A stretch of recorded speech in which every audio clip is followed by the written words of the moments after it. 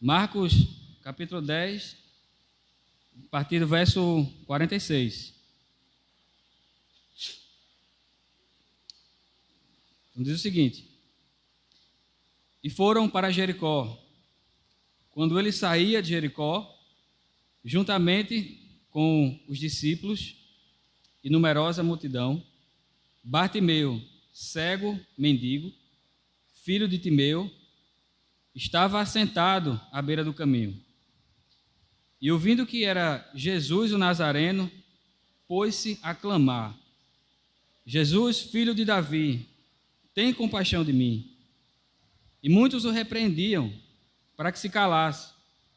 Mas ele cada vez gritava mais: Filho de Davi, tem misericórdia de mim. Parou Jesus e disse: Chamai-o. Chamaram então o cego, dizendo-lhe: Tem bom ânimo, levanta-te, ele te chama. Lançando de si a capa, levantou-se de um salto e foi ter com Jesus. Perguntou-lhe Jesus: Que queres que eu te faça? Respondeu o cego: Mestre, que eu torne a ver. Então Jesus lhe disse: Vai, a tua fé te salvou. Imediatamente tornou a ver e seguia a Jesus, estrada afora. Vamos orar mais uma vez. Senhor, mais uma vez, Deus, te agradecemos, primeiramente, por nos trazer, Senhor, até esse lugar, onde podemos, Senhor, nos reunir em Teu nome santo, onde podemos, Senhor, não apenas observar um mandamento, mas podemos, Senhor, nos regozijar na Tua presença. Podemos, Senhor Deus, cultuar ao único e verdadeiro Deus que nos salvou, que nos libertou do império das trevas e que nos trouxe, Senhor, para esse lugar de luz, que é a Sua presença, Deus. Graças te damos, ó Pai, por esse domingo, o dia do Senhor, o dia em que lembramos da nossa vitória definitiva, lembramos da ressurreição do Seu Filho bendito. Agora nos ajuda, Senhor, a meditar na Sua palavra, nos ajuda, Senhor, a alimentar, Senhor, nossa alma, abre os olhos do nosso entendimento, para que possamos ver, Senhor, as maravilhas da Tua lei e podermos, Senhor, nos fortalecer em Ti e na força do Seu poder. Em nome de Jesus, te oro e agradeço. Amém.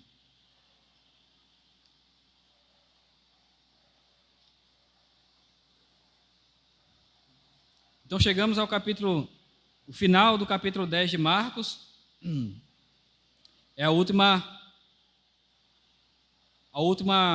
passagem, né, por assim dizer, antes que Jesus entre, né, de forma triunfal em Jerusalém, onde ele será entregue, crucificado e morto.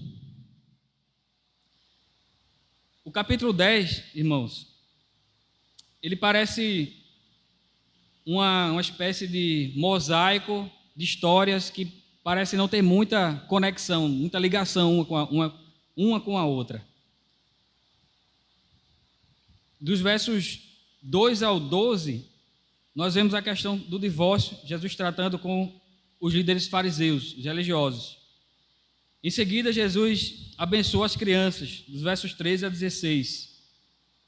Dos versos 17 ao 31, Jesus trata sobre o perigo das riquezas. E o personagem que aparece é o jovem rico. Dos versos 35 a 45, 32 a 34, ele mais uma vez prediz a sua morte e ressurreição. Em seguida, os discípulos Tiago e João fazem aquele pedido inusitado de quererem também se assentar em tronos, assim como ele se assentaria. E finalmente a gente chega no relato da cura do cego de Jericó, a cura de Bartimeu. O que é que todos esses relatos que parecem desconexos, o que é que eles possuem em comum? Eles possuem em comum, irmãos, o fato de Jesus estar tratando do mesmo tema que, como uma espécie de fio condutor, liga todos esses eventos. Que tema é esse? É o tema do orgulho. Vamos lembrar que Jesus está indo para Jerusalém, Jesus está indo ser morto, crucificado, entregue. Após o terceiro dia, ressuscitará e ascenderá aos céus. E quem continuará a obra, quem continuará a missão do reino, são os discípulos. E ele precisa que os discípulos entendam certas coisas, precisam que os discípulos entendam valores do reino. E é algo fundamental que o orgulho seja tratado nesses discípulos, que não haja briga de ego, que não haja nenhuma espécie desse tipo de pecado que é multifacetado, que existem várias maneiras de se manifestar na nossa vida. Com relação à primeira questão dos divórcios, o ponto é que o orgulho que está sendo colocado em foco é que o motivo último de haver separação, de haver divórcio, é o orgulho de uma das partes ou de ambas as partes de um casal. A vontade de Deus é sempre o perdão, é sempre a reconciliação. E o que pode impedir? O orgulho. A falta de perdão, a falta de reconciliação. Em seguida, Jesus trata com relação às crianças. O que fica claro nessa passagem é que os discípulos olham para aquelas crianças e não conseguem entender por que elas deveriam ter acesso a Cristo. Elas nem mesmo poderiam entender o que era aquele momento. E Jesus, como vimos em outra oportunidade, fica indignado com esse desprezo, com esse orgulho que os discípulos apresentam ao querer afastar as crianças de Cristo. E, contrariamente a essa atitude orgulhosa, Cristo, de forma humilde, pega as crianças no braço e ensina uma lição para aqueles discípulos. Aqueles que são os verdadeiros herdeiros do reino, aqueles que são os verdadeiros cidadãos do reino, devem se parecer com as crianças. E com isso ele trata mais uma face do orgulho. O orgulho que eles estavam naquele momento em querer excluir as crianças. As crianças também são bem-vindas na presença de Cristo. Em seguida, Jesus trata da riqueza, do orgulho das riquezas, com a passagem do jovem rico. Ele trata confrontando aquele jovem rico no seu pecado. Aquele jovem chega cheio de motivação, cheio de alegria, cheio de vontade de seguir a Cristo, de saber sobre a vida eterna, o que precisa fazer para herdar. Jesus diz a ele que ele cumprisse os mandamentos. Ele disse que tenha cumprido desde a mocidade, desde a infância. Então Jesus chega no ponto crucial na vida dele. Então, venda os seus bens, dê aos pobres e segue-me. O relato sobre esse jovem é que ele saiu da presença de Jesus triste. O orgulho, ele acreditava que poderia seguir a Cristo e poderia continuar agarrando com a outra mão as suas posses, as suas riquezas, e não abrir mão de nada. Cristo não simplesmente acolheu o jovem rico, apresentou qual era o remédio para o seu orgulho, para a sua confiança nesse falso Deus chamado riqueza e posses.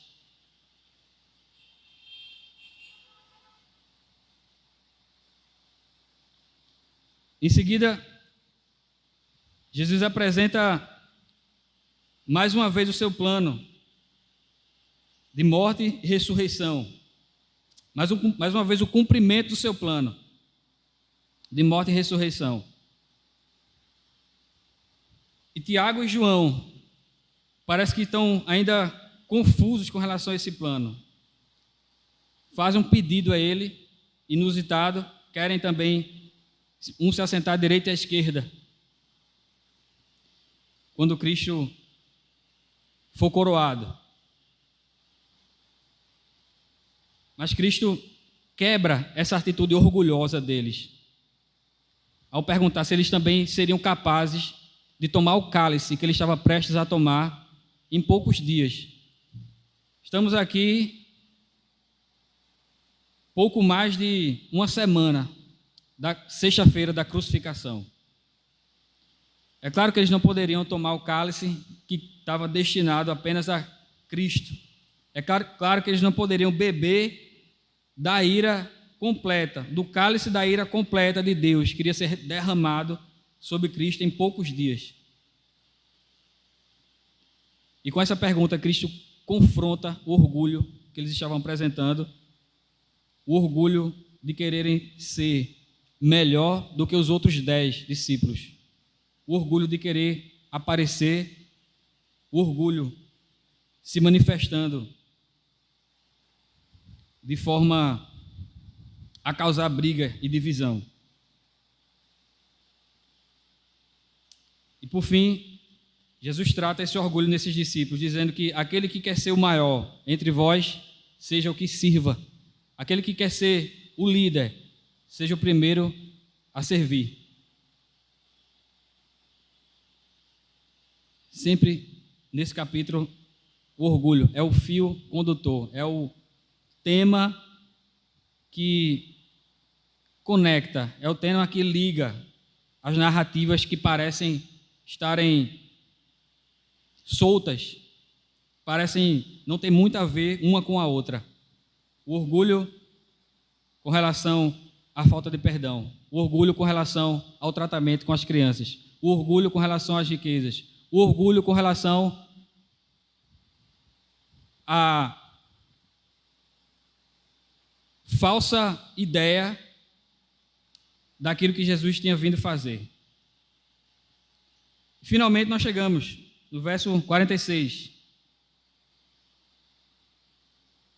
O texto começa dizendo que eles foram para Jericó. Quando ele saía de Jericó juntamente com os discípulos, e numerosa multidão, Bartimeu, cego mendigo, filho de Timeu, estava assentado à beira do caminho. Um detalhe que é importante comentar: no relato dos sinóticos, Mateus e Lucas, existem duas pequenas diferenças nesse começo.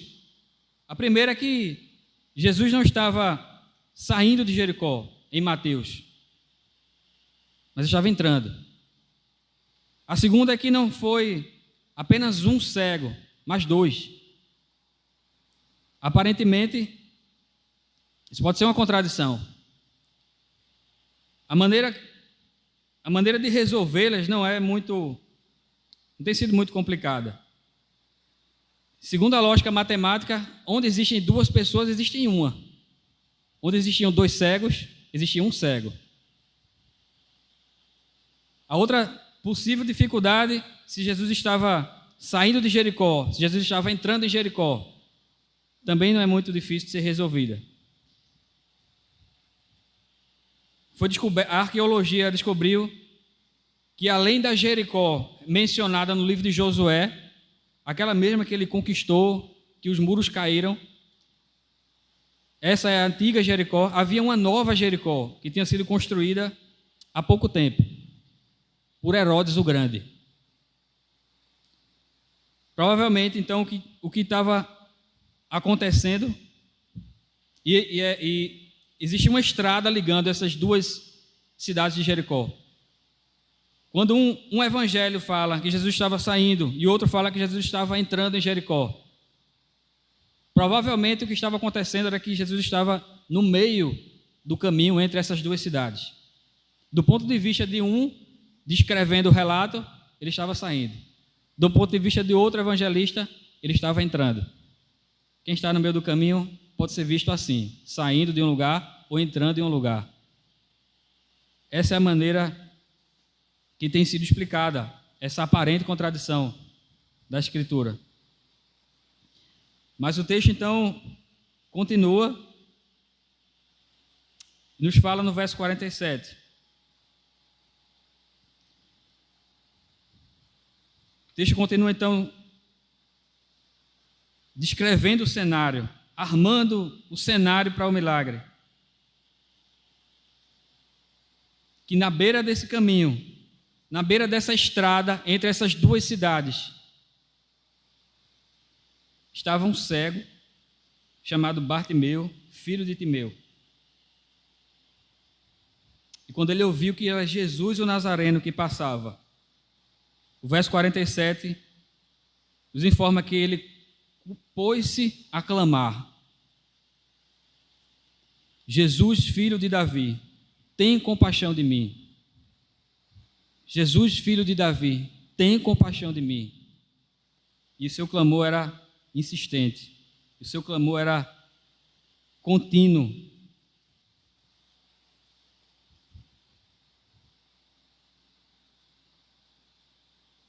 O que é bastante impressionante nesse clamor, irmãos. Primeira coisa que é bastante impactante, deveria ser bastante impactante, são as palavras desse cego dirigida a Cristo.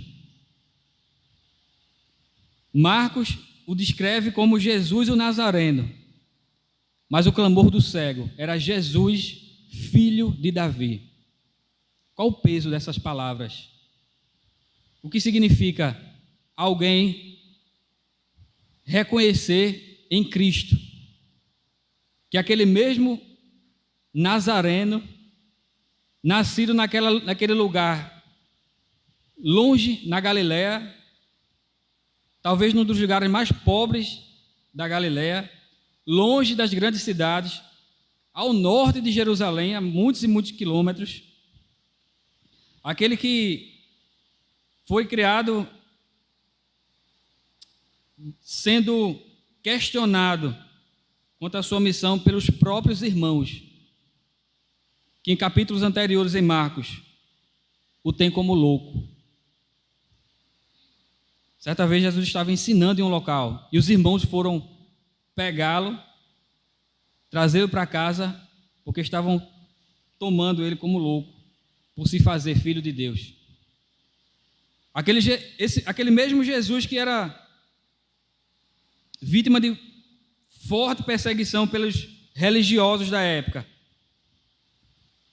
que era chamado de, quando realizava curas, libertações de possessos, endemoniados, que ressuscitava mortos, que era tido pela elite religiosa como endemoniado.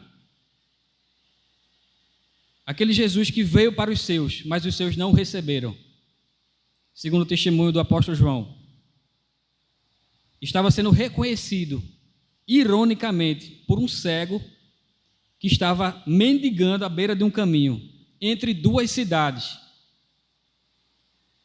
Estava explicitamente sendo reconhecido como filho de Davi.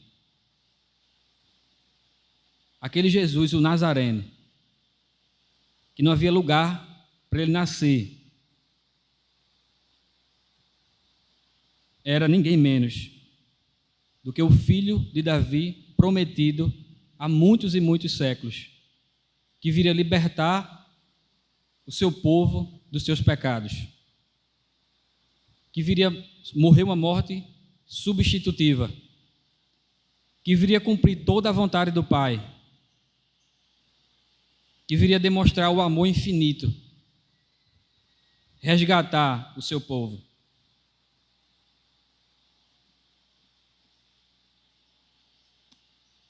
No Evangelho de Marcos, esse cego, junto com Pedro e junto com o soldado romano que fura Jesus na cruz, são as únicas pessoas que reconhecem explicitamente, claramente, que aquele homem era o próprio Deus encarnado. A gente poderia aqui perguntar, como é que um cego, à beira do caminho, longe da cidade do templo de Jerusalém,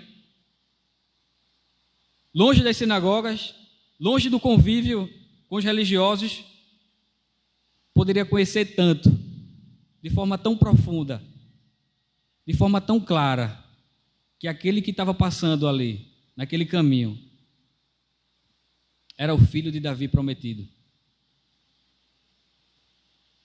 Como um cego poderia conhecer tanto? Dizem que quando um sentido é perdido, os outros são aguçados. Isso é uma ideia minha. Como ele vivia à beira do caminho, muitos viajantes passavam. Jericó era apenas 25 quilômetros, 25 de Jerusalém, a cidade do templo, a cidade onde todos os anos havia peregrinação dos judeus para as grandes festas. Talvez ele tenha escutado muito a respeito de um Messias prometido. A essa altura, a fama de Jesus tinha se espalhado por todo o Israel. E talvez não tenha sido muito difícil ele juntar, debaixo da graça de Deus, debaixo da iluminação do Espírito, que aquele Messias que ele tanto ouvia era aquela mesma pessoa que estava passando por ali. Pode ter sido dessa maneira. O fato é que não importa muito, não nos é dada a explicação de como ele chegou a esse conhecimento.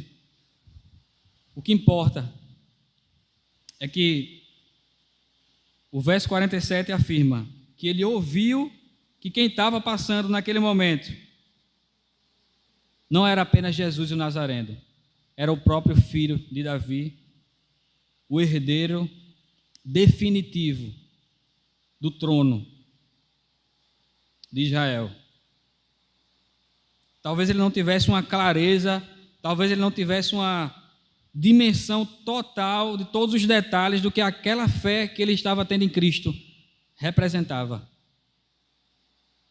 Mas certamente, o mínimo de fé, o mínimo de entendimento, o mínimo de conhecimento que ele possuía naquele momento foi suficiente para alimentar nele uma chama, a ponto de quando o Cristo passasse naquela estrada, ele se colocasse a clamar. Isso explica por que no verso 48, embora muitos o repreendessem por causa do seu clamor, essa sua fé explica a parte B, que diz que ele, após as repreensões, ele gritava, ele cada vez gritava ainda mais. Aquelas repreensões, fica quieto, você é um cego, você é um excluído, você não tem direito, o mestre não tem tempo para você. Aqueles mesmos discípulos que tinham excluído as crianças, aqueles mesmos discípulos que tinham brigado entre si para ver quem era o maior, agora estavam tentando fazer a mesma coisa, excluir aquele cego da presença do filho de Davi. Mas a fé que ele tinha recebido, irmãos, era suficiente. Se muita, se pouca. A fé que ele tinha no filho, que aquele homem era o filho de Davi, era suficiente para transformar todas aquelas repreensões, todo aquele, de certa forma, escárnio, toda aquela rejeição que ele sofria naquele momento, para transformar todas as dificuldades em combustível para a sua fé. Por isso ele clamava cada vez mais: Jesus, filho de Davi, tem compaixão de mim. Jesus, filho de Davi, tem misericórdia de mim. As repreensões não foram suficientes para calar aquele cego.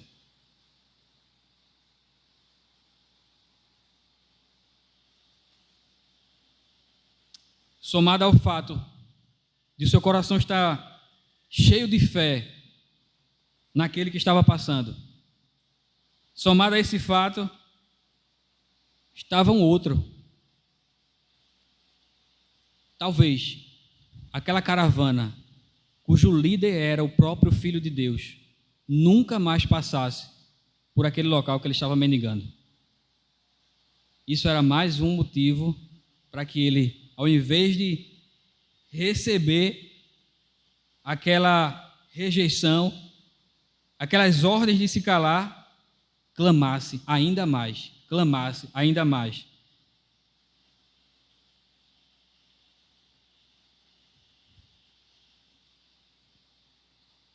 Seu clamor, após se intensificar, se transformou em resposta. O filho de Davi, no verso 49, para. Verso 49, parou Jesus e disse: chamai-o. Chamaram então o cego, dizendo-lhe: tem bom ânimo, levanta-te, ele te chama.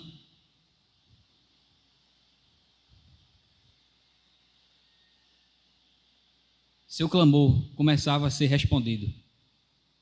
Sua oração insistente, a sua fé em Cristo, a sua fé no Filho de Davi, estava começando a ser atendida. Inclusive, alguns daquela multidão, na ocasião estava Jesus, os 12 e uma multidão. Alguns até animaram. Tenha bom ânimo, ele te chama. No verso 50, seu ímpeto, seu ânimo foi de tal forma renovado que vemos que ele, lançando de si a capa, levantou-se de um salto e foi ter com Jesus. Parece um detalhe insignificante, mas o verso 50 ele aponta para pelo menos dois fatos. O primeiro é que fortalece a crença de que o Evangelho de Marcos ele foi dado como um relato do apóstolo Pedro ao evangelista Marcos. E Pedro, como quem relatando esse evento, esse episódio para Marcos escrever, como quem relatando diz: olha, o cego ele ficou tão animado que deitado, sentado, mendigando na beira do caminho. Quando disseram que Jesus estava chamando, tinham parado para atendê-lo. Ele lançou a capa e saiu correndo, provavelmente trombando em todo mundo, mas escutando aquele caminho ou sendo guiado por alguém. O fato é que ele se levanta de um salto, lança a capa. Primeiro aponta para a lembrança de Pedro daquele evento. E segundo, aponta para a sua prontidão em atender o chamado de Jesus. Aponta para a sua pressa, aponta para a sua certeza de buscar o seu socorro em Cristo. Aponta para a sua urgência em querer se apresentar logo diante de Cristo. Talvez aquela capa fosse pesada por causa do frio, e no que ele se levantasse para correr, o peso da capa atrapalhasse ele correr. Talvez a capa fosse longa e na sua corrida fizesse ele tropeçar. Ele não queria correr nenhum risco. Se for pesada, se fizer me tropeçar, qualquer coisa que me prenda nesse chão aqui, eu vou me desfazer e vou correr para diante de Cristo. Um comentarista puritano chega a dizer: aqueles que desejam ir a Jesus devem lançar fora a veste da sua autossuficiência, devem despir-se de toda a sua arrogância e devem se libertar de todo o peso e de todo o pecado. que, como longas vestes, tão de perto nos rodeiam.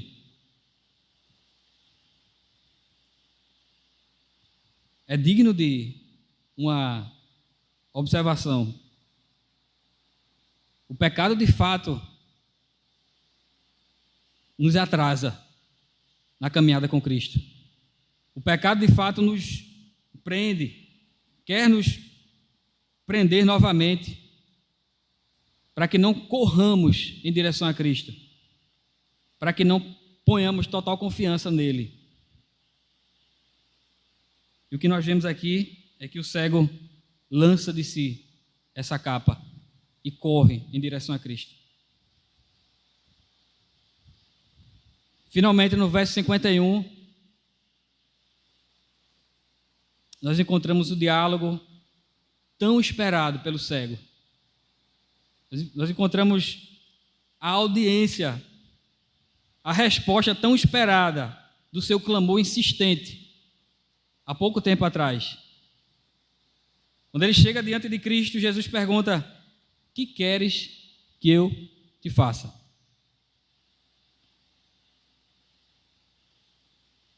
É claro que, na sua onisciência, Cristo sabia exatamente qual era o pedido daquele cego.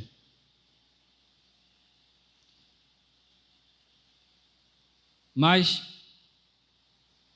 se observarmos atentamente o texto, em todo o seu contexto, como mencionamos no início, o objetivo de Jesus também é tratar o orgulho dos discípulos.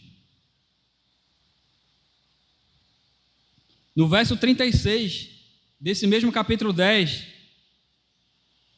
quando Tiago e João se aproximam de Cristo para fazer um pedido,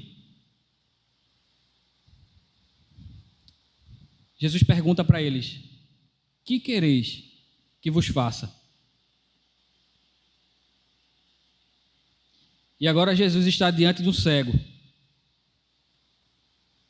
que ansiava pela sua visão novamente. E pergunta, e faz a mesma pergunta que tinha feito atrás aos discípulos, cheios de arrogância, cheios de orgulho, para quererem ser melhores do que os outros. Que queres que eu te faça, Bartimeu?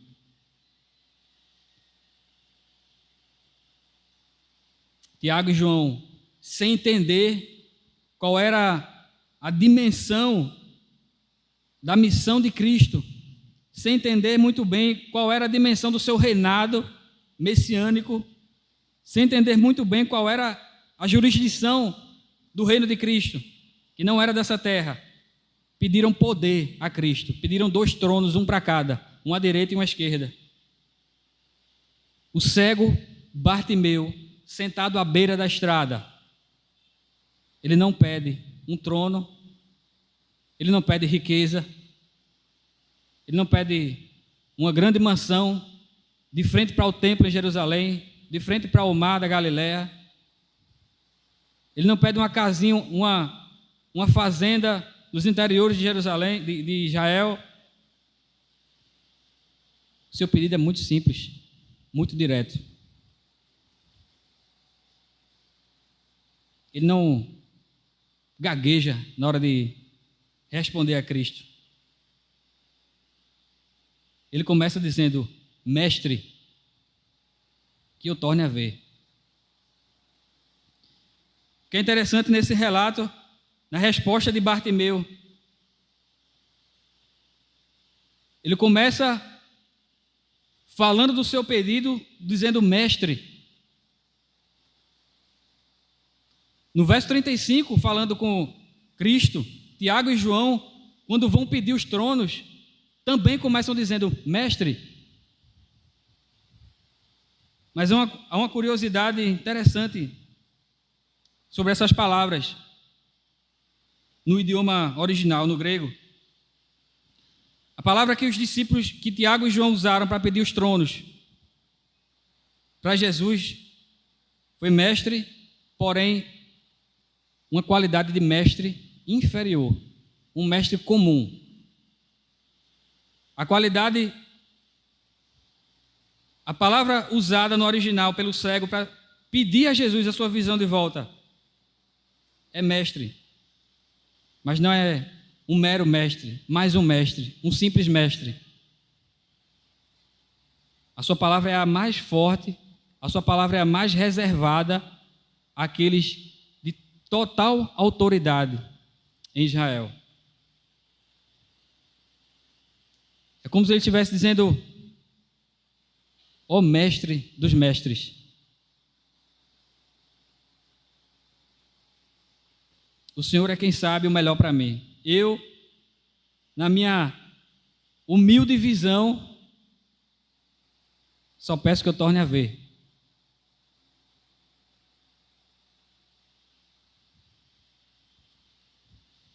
A diferença de palavras utilizadas pelo cego e pelos discípulos quando pedem tronos,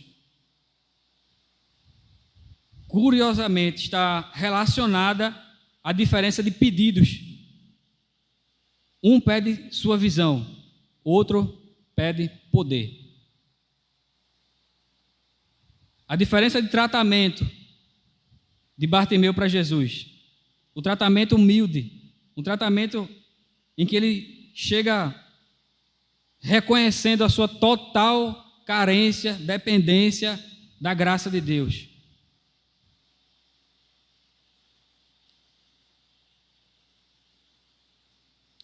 O tratamento é completamente diferente. O tratamento tem a ver, nesse caso, com o pedido. Um tratamento mais elevado a Cristo. Estava relacionado aqui com um pedido mais humilde. Enquanto que um tratamento mais humilde com relação a Cristo estava relacionado com um pedido mais exaltado.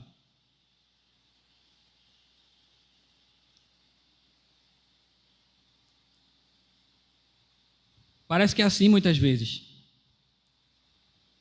Enquanto nosso conhecimento de Deus, enquanto nosso conhecimento de Cristo, da sua obra, do seu poder, da sua santidade, da sua soberania, da sua graça, da nossa própria condição, enquanto um conhecimento cada vez mais detalhado dessas verdades, de quem somos diante de Deus e de quem Deus de fato é, faz com que nossos pedidos em oração sejam cada vez mais distantes da vontade de Deus. À medida que conhecemos a Deus, à medida que conhecemos nós mesmos diante de Deus, à medida que conhecemos nossas limitações, nossas fraquezas, nossa dependência, à medida que conhecemos quem Deus é, o que Deus fez em Cristo por nós, nossos pedidos vão se tornando cada vez mais alinhados, cada vez mais próximos, cada vez mais ajudados pelo Espírito Santo, que leva todas as coisas a Deus.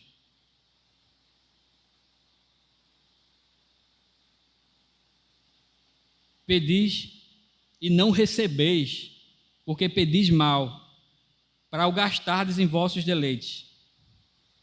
Escreveu Tiago mais adiante na sua carta. Tiago e João, os discípulos, não foram atendidos. O cego foi atendido.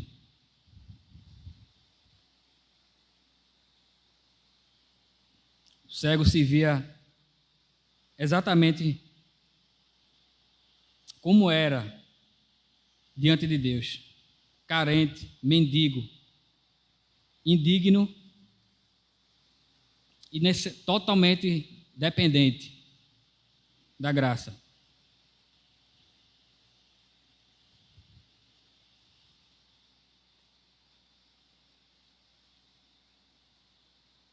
Jesus termina a reunião, o encontro, termina então no verso 52, e Jesus diz a Bartimeu: vai, a tua fé te salvou. Muitas vezes já ouvi explicações de que o cego foi atendido por perseverar em oração. E a lição apresentada era: ore, persevere na oração. Conheci uma pessoa que disse que todas as vezes que ficava desempregado, se trancava no quarto, sem comer e sem beber, e só saía quando o telefone tocava uma proposta de trabalho. Eu nunca entendi muito bem de quem era que estava sendo a glória. Se era de Deus, por ser gracioso, por ser bondoso, ou se era da pessoa, por ter se esforçado tanto, ter gastado tanta energia, tanto tempo, tanta saúde, orando sem comer e sem beber por vários dias. É claro que temos que orar. É claro que temos que ser perseverantes na oração, constantes, firmes, abundantes na oração. Mas não é a oração em si mesma que muda qualquer circunstância, que transforma choro em alegria. Não é a oração por si mesma que muda o quadro. Não foi o clamor insistente por si mesmo que fez Jesus parar e chamar Bartimeu para si e ministrar a cura. Existe algo mais fundamental. E é o que Jesus está explicando. Quando ele diz: a tua fé te salvou.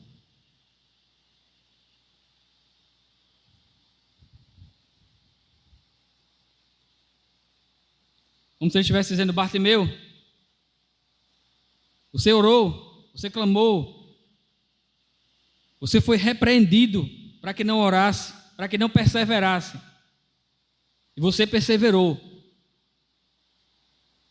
Mas não foi a sua perseverança, não é a sua perseverança que está te salvando, Bartimeu. É a sua fé em mim. Na sua oração, você estava dizendo: Jesus, filho de Davi, tenha misericórdia de mim. Devemos orar, perseverar, mas devemos ir a Deus, irmãos, cheios de fé,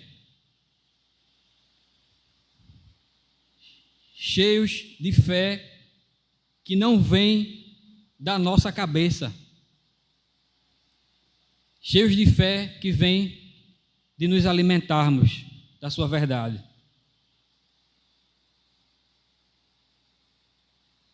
Se a Bíblia diz que Deus pode dar saúde, eu posso orar por saúde.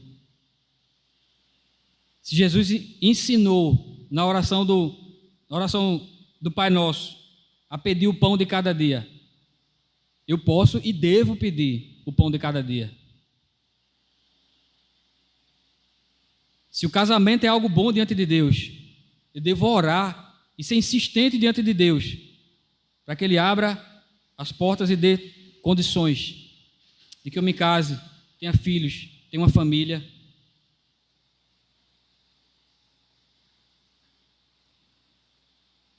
Podemos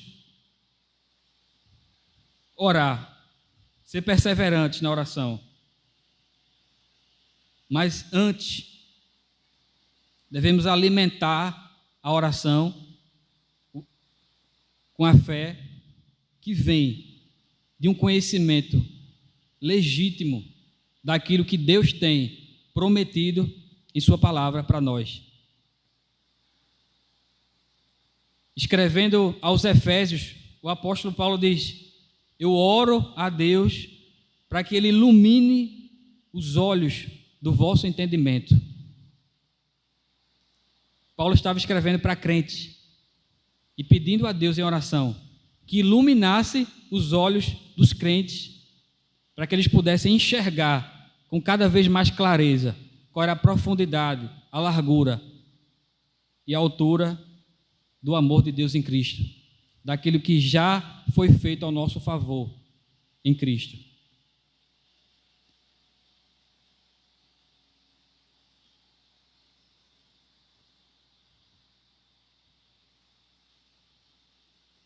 O reformador João Calvino, comentando a passagem, diz algo muito interessante sobre a fé de Bartimeu.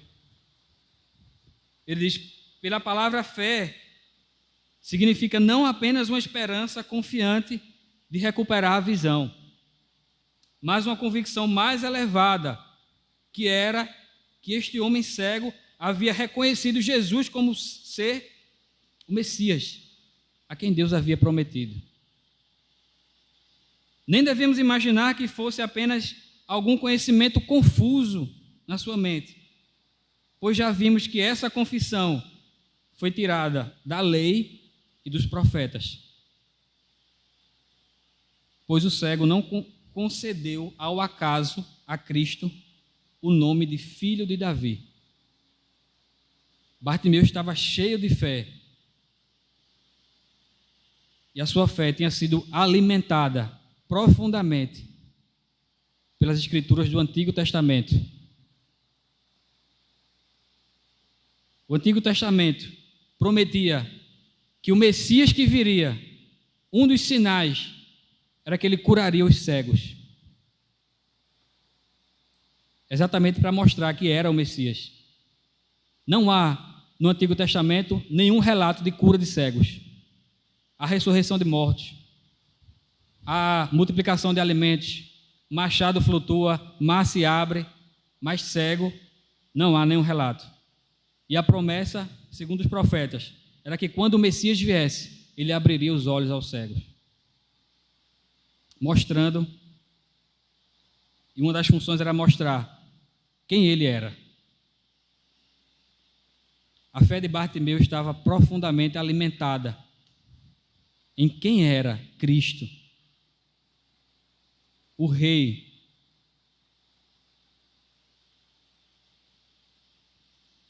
Só gritos vazios Deus não ouvirá, nem atentará para eles o Todo-Poderoso, de Jó 35:13. Por outro lado, fé não significa apenas ler, encher a mente, conhecer, estudar, conversar sobre. A fé não é menos, não é menos do que isso, mas é muito mais do que mero conhecimento com a mente.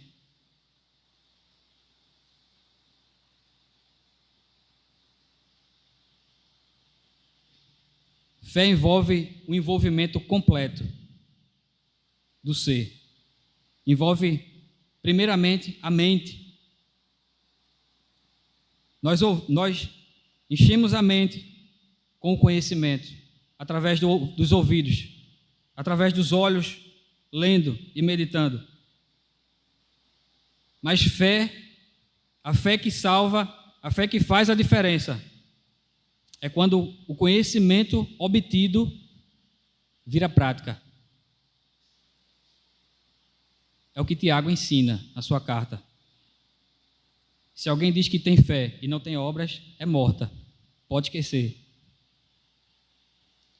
Fé não é simplesmente decorar as perguntas de um catecismo, saber de qual os 5 pontos do calvinismo, saber os 5 solas da reforma, saber. Mas fé não é menos do que isso. Por isso, glorificamos a Deus, pois toda semana, catequizamos os jovens. A igreja catequiza os seus jovens. Por isso que nós, como pais, como responsáveis por alguém, devemos catequizar, devemos encher a mente das verdades do cristianismo. Nós, pais, mães, devemos chamar essa responsabilidade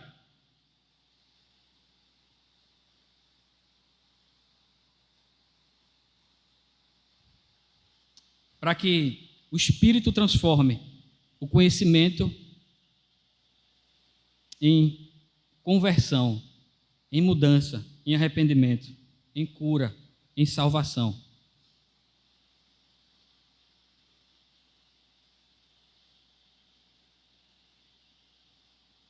Bartimeu é uma espécie de evangelho em miniatura. Ele se aproxima de Cristo pela fé, como um mendigo. É recebido por Cristo pela fé como um mendigo.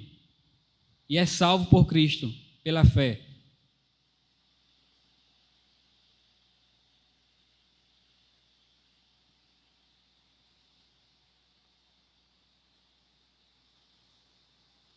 Segundo o exemplo de Bartimeu, uma pessoa de fé é alguém que tem pleno conhecimento de si, do que é em si mesmo diante de Deus, e tem conhecimento do que Deus é e fez em Cristo por ele. E é interessante que quanto mais esse conhecimento sobre si mesmo se aprofunda, quanto mais o reconhecimento da total dependência da graça, maior é o envolvimento, maior é a graça recebida por Deus em Cristo. O apóstolo Paulo, escrevendo a Timóteo, sua primeira carta, se refere a si mesmo como Paulo, o pior dos pecadores. Era o grande apóstolo dos gentios, o grande plantador de igrejas, aquele que Deus tinha usado de forma tremenda nos seus dias para salvar, para curar, para libertar, ressuscitar mortos, e se coloca como o pior dos pecadores. Porque diante de Deus, porque andava próximo, junto a Deus. Porque quem anda cada vez mais próximo de Deus, cada vez mais próximo da luz, é assim que se vê, que se enxerga. É assim que Deus quer que se enxergue. Pois Deus disse que dá graça ao humilde. Do contrário, ele resiste aos soberbos. É um ciclo virtuoso. Eu reconheço que não sou nada dependente e carente diante de Deus. Deus me aceita em Cristo. Eu ando mais junto de Cristo, em sua presença. E reconheço que não sou nada mais ainda. E me aproximo cada vez mais. E reconheço que não sou nada. E me aproximo cada vez mais. É um ciclo virtuoso de reconhecimento, de dependência e de experimentar a graça a cada dia. A graça experimentada por Bartimeu foi muito verdadeira. O verso 52 termina nos informando algo muito importante. Diz que ele imediatamente tornou a ver e seguia a Jesus estrada afora.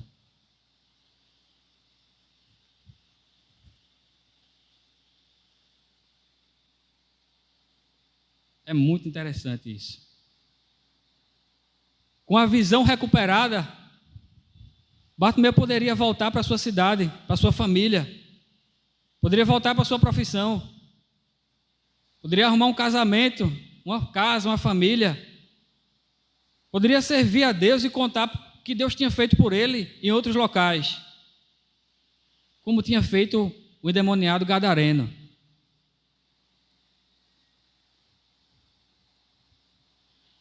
Mas o que fica claro é que ele não queria ser curado para simplesmente aproveitar essas coisas que são legítimas. não são pecaminosas. Mas ele foi de tal maneira capturado, de tal maneira ele foi laçado por Cristo, que ele não queria perder mais um dia de vida longe daquele que ele enxergava, que era o próprio Filho de Deus. Isso nos fala sobre o que é o discipulado. Já estamos concluindo. Discipulado, irmãos, ele não tem a ver meramente com a quantidade de bênçãos que acumulamos ao longo da vida, a quantidade de livramentos, de curas e de outras bênçãos temporais que vamos acumulando, juntando ao currículo. Faz parte. É verdade. Deus é um Pai bondoso, pródigo, abundante em abençoar seus filhos, a sua igreja. Mas o discipulado envolve a renúncia, envolve aquilo que Bartimeu fez nesse momento. Colocou aquilo que ele poderia de melhor aproveitar após sua cura para seguir a Cristo.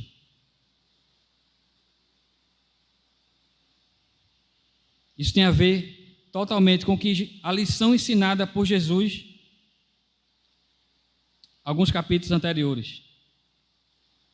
Aquele que não deixar pai, mãe, família, bens, casa, aquele que amar mais essas coisas do que a mim, aquele que não desprezar essas coisas por amor a mim, não é digno de mim. Não podemos confundir a bondade de Deus em abençoar seus filhos com bênçãos materiais, com cura, com livramento, com emprego, com saúde ou com o que seja. Não podemos confundir isso com intimidade, comunhão verdadeira com Deus através de Cristo. Discipulado envolve renúncia, envolve sofrimento, envolve desprezo. Bartimeu foi curado e passou a seguir a Cristo. E para onde Jesus estava indo? Morrer em Jerusalém, ser entregue às autoridades, crucificado, desfilar nu com uma cruz nas costas, ser motivo de zombaria, tanto ele quanto os seus discípulos, aqueles que o seguiam. Foi esse caminho que Bartimeu resolveu tomar após ser curado da sua cegueira, após ser restaurado o convívio normal da sociedade.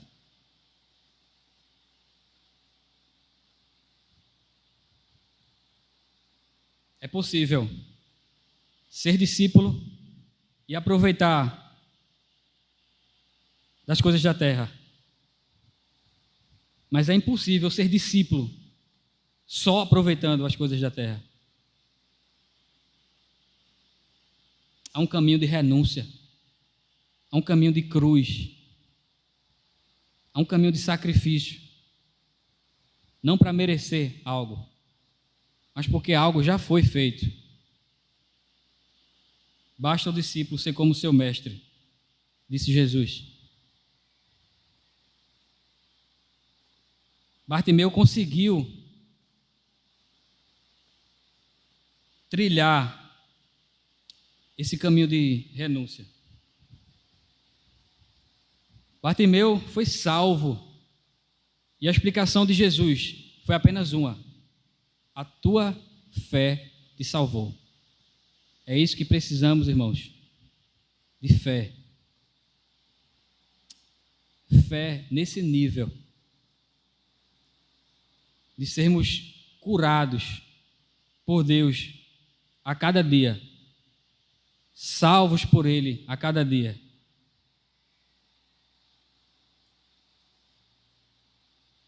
Vou encerrar com uma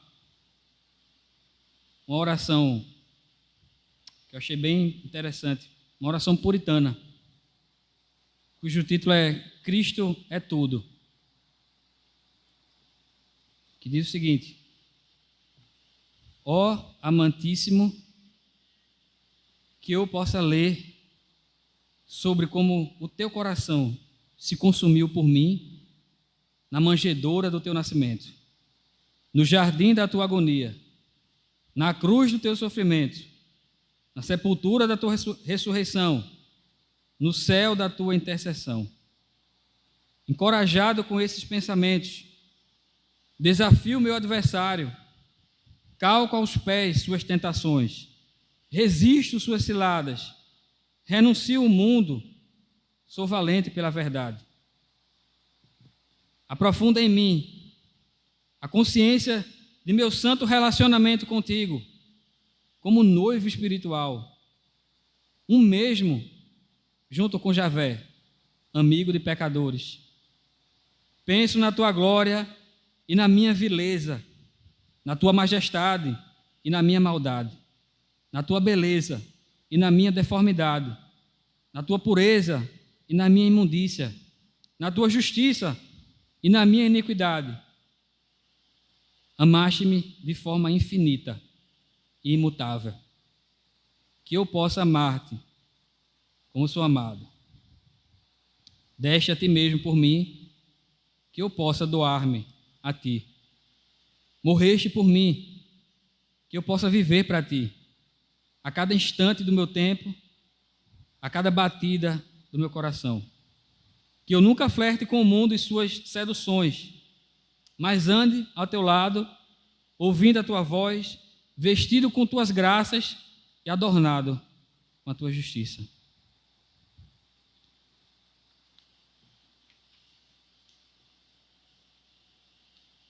Senhor, graças te damos pelo privilégio, Senhor, de nos deste de ter fé em Ti. A fé, Senhor, que foi o instrumento dado pelo próprio Senhor para que pudéssemos ser salvos da morte e entrarmos na vida com o Senhor. Muito obrigado, Senhor. Te peço que alimente a cada dia a nossa fé, que nos ajude a nos alimentar e a alimentar a fé uns dos outros a cada dia. Para a glória do Teu nome, em nome de Jesus. Amém.